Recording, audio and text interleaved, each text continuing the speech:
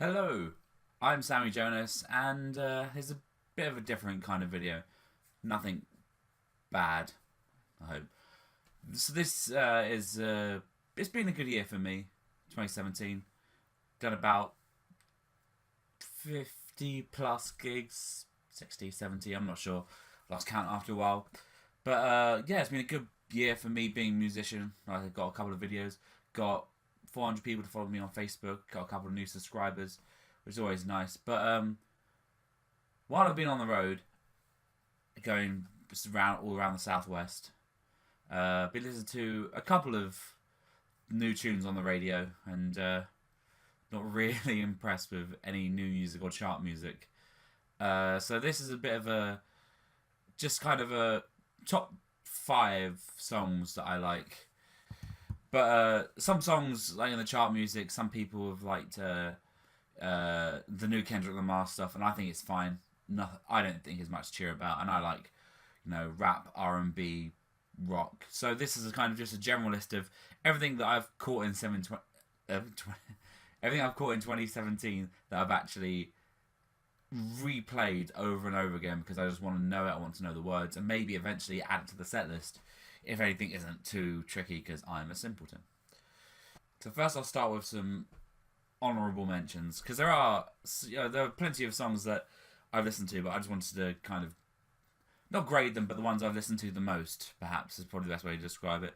So my first honourable mention goes to Nothing More, the song "Go to War."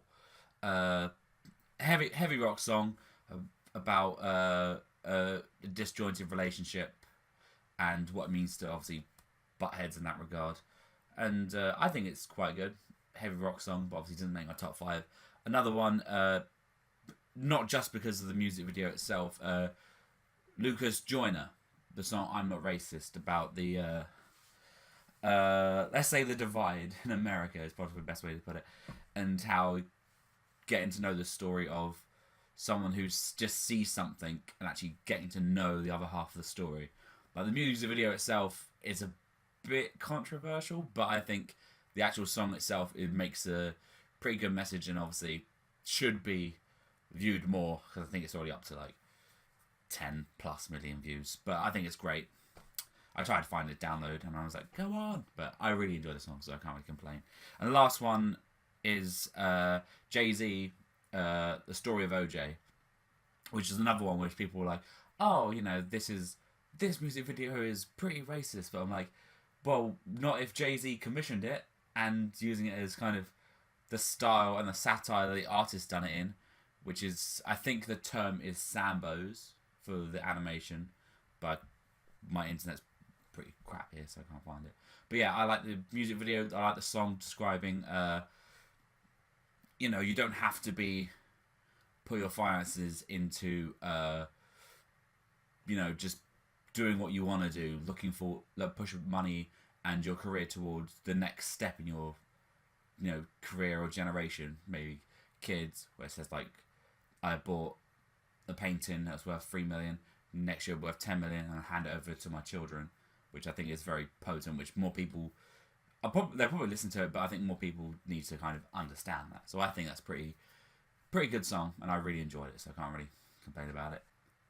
So now to my top five songs, which I really listened to the most this year, and probably want to slowly add them to my set list. The first song is the song "Monster" by a band called Starset, which I really enjoyed. It was very starts off with like a really nice tone and busting like this cello and a bit of synth and a bit of heavy rock in it, and with nice powerful lyrics about after the aftermath of a bad relationship, and then is there any kind of silver lining, or is there anything that can amend this in any way? And that understanding of there might be or there might not be, but you'll never know until you look inside yourself. And I thought, after some similar kind of things in my life, I think it resonates quite well, but not enough to make it into the top other half of the songs. But I really enjoyed the song. It's obviously nice and booming with cello, nice strong vocals, and generally it's well put together. I just really love listening to it this year. Number 4 is actually a Paramore song called "Told You So." And when they first released their song Hard Times after the album After Laughter, I was like, not sure the new direction, not really keen on it. I'll give Hard Times a pass. I was like, I don't really care for it.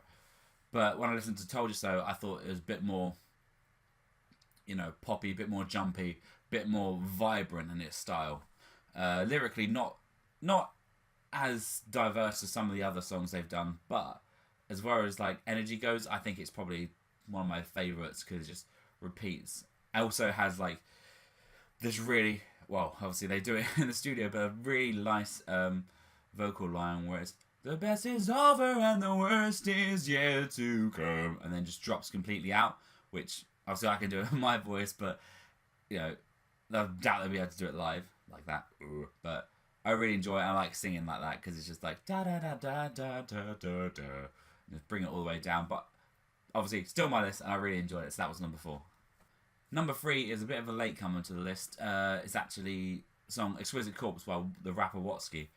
And what I like most about this song, like, yes, it's 9 minutes long, and it's come out pretty recently, so sometimes you might not have a grasp of it, but it's 9.5 minutes, and I listen to it every gig that I drive to, and it's always just fun, like, storytelling, because it involves Watsky and probably like 7 or 8 other rappers. I couldn't name all of them off the top of your head, off the top of my head, off of your head, my head. Talking about post-apocalyptic world where the world has been overthrown by robots and how they've all they've formed a resistance to go underground to fight the robots, or they're being invaded and they're trying to make an escape, which is quite an interesting kind of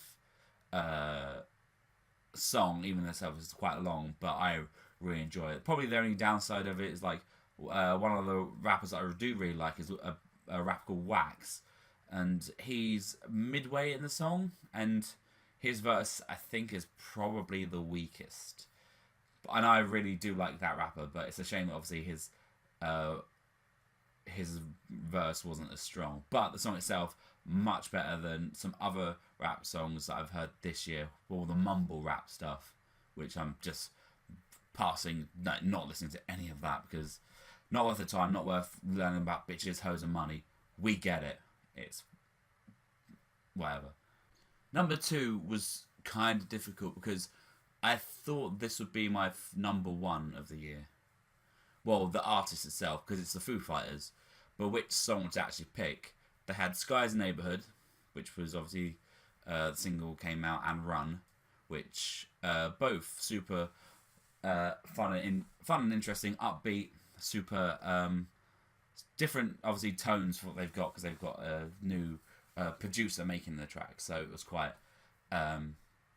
fun to listen to, but I think my favourite song off the album is actually a song called Sunday Rain, where they've got Paul McCartney doing the drums for it, and Taylor Hawkins, the drummer of Foo Fighters, actually doing the singing. And I always like Taylor Hawkins singing. I listen to him and the Coattail Riders all the time, and I think he has a phenomenal voice no matter what he's doing. But it's nice to have him kind of front and centre for this album, for this song anyway. And having Paul McCartney just do the drums in the back, like I said, it's not anything too technical, but it's just fun. And then just the tone of this song, I think, is wonderful. Even the middle section is probably my favourite, where they kind of just bring it down, and then it just ramps up again just before the final solo and the final outro. The one thing it isn't on number 1 is because at the very end of the actual album, it kind of has kind of jazz piano at the end of the like thrown in at the very end of the song. Could be nice and round off really nicely, but it just seems like they kind of pulled this out and added on to the end. I don't think it quite fits, but I do really enjoy the song. It's one of my favourites. It's just like a nice chill track, about 5 minutes probably in total, especially when obviously doing long journeys and trips and stuff. It's nice to have a nice song that's like, but vocally, musically, it's just super interesting, and I love that song. And my number 1 of the year. I wasn't a fan of this band's album. I listened to it and had 2 tracks that I generally liked. This one and another song they had called Hideaway. This is from the album Villains, and my favourite song of this year is The Way You Used to Do by Queen of the Stone Age. I'm not a huge fan of Queen of the Stone Age. I do, when the songs come into passing, I listen to the ones I know, and pretty much that's it. I don't have much chance to listen to all the albums or get hold of all the albums and have a proper sit down and listen to them. My favourite song, I think, is just so upbeat, so catchy, just so fun, is The Way You Used to Do. It could have been a lot. It could have been a lot heavier. Could have been like thrown in more like just crazy stuff or crazy like guitar licks and solos and stuff. But this is just kind of quaint and like just funky and fun. Yeah, like I said, the album itself I'm not a huge fan of, but I believe this song is probably my favourite of the year and probably one of the better songs of the year, because it's just like anyone can probably get in touch with it. Anyone can just listen to it and have fun, and yeah. Some of the other stuff has a bit more deeper meaning, but obviously that I'm not looking into